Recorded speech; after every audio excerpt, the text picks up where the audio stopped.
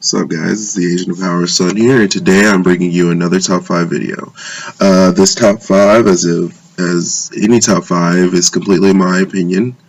This top 5 is basically the top 5 cards that are the most relevant, in my opinion, in today's game. And so without further ado, let's get to it.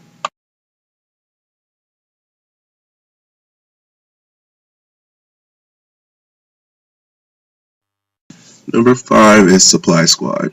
Now, while I don't think this card works in every deck, it is a card that has been seen in other decks. Like, people have tested this card, and we've all pretty much found what it works in and what it doesn't. It's a, easy to play card. It's simple in its design, yet it can be quite effective. Especially in Burning Abyss, you can see how effective it is. And I played in Fire Kings, and though a lot of people think, it's not that good, I find out that it does work extremely well. Like, I plussed extremely hard off of that card. And so, yeah.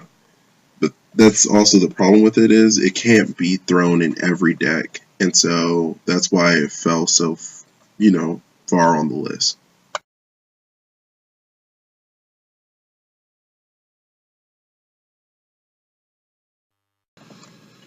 Okay, number 4 on the list is both Trap Tricks and Hands.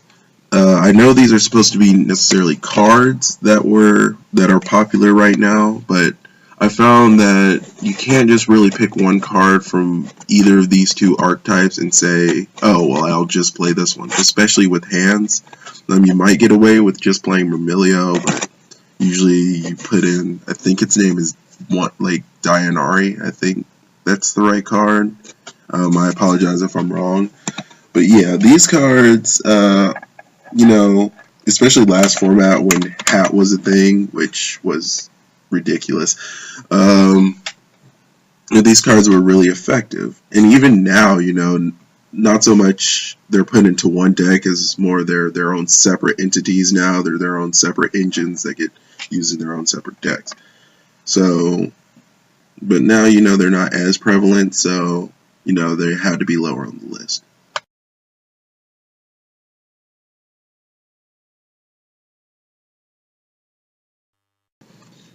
Number 3 on the list is a trifecta of cards I feel like, you see a lot of in decks, and I keep saying I'm so sorry about that.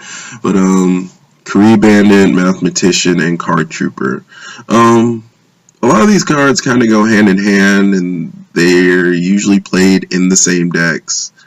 And that's why I had to put them all at number 3, because there's not many decks that you see now that, get a substantial amount of play that don't use one of these cards. I mean, if you look at the top 3 decks of the format, I guess if you want to if you consider Satella Knights top 3, which sadly it's not, and I'll probably do a video on that later. But, all of them except for Satella Knights abuses, one of the 3 cards. And I think in some variants of, Shadows and Burning Abyss, they abuse all 3. Even before those decks came, they were abused in Lightsworns, and they were abused in other decks that I can't necessarily think of right now. But, they've gotten their play time. They've been played with, and, there still are. So, they're still a tad relevant. And that's why they're number 3.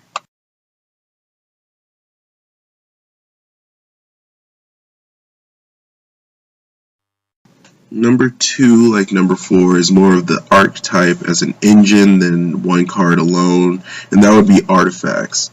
Artifacts, I put up way higher than their Hat counterparts, is because, you won't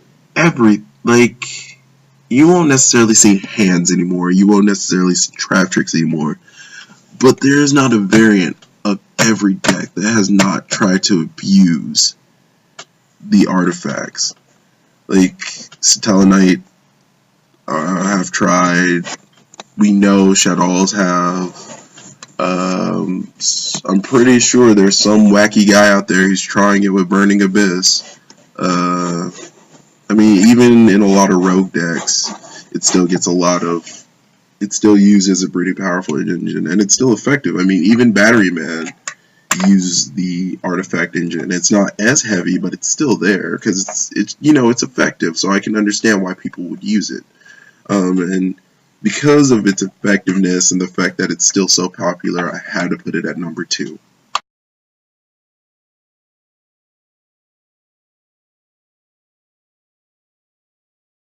Number 1 on my list, and I'm pretty sure everyone saw this coming, is obviously Soul Charge. Soul Charge, there's a lot of arguments between how unfair this card is, and regardless of if you saw it as fair or not, you were playing this in something. Like, this card is like, will live on.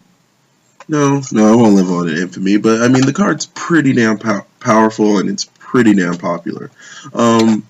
Everyone, like, there's not many decks where there hasn't been at least one splashed Soul Charge, and that's why I think it's kind of silly that people wanted it to go to 1. Like, most people only run 1, so by doing that, you're only encouraging those people.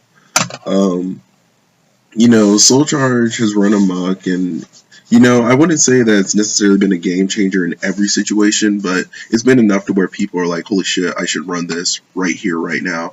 And I can understand that.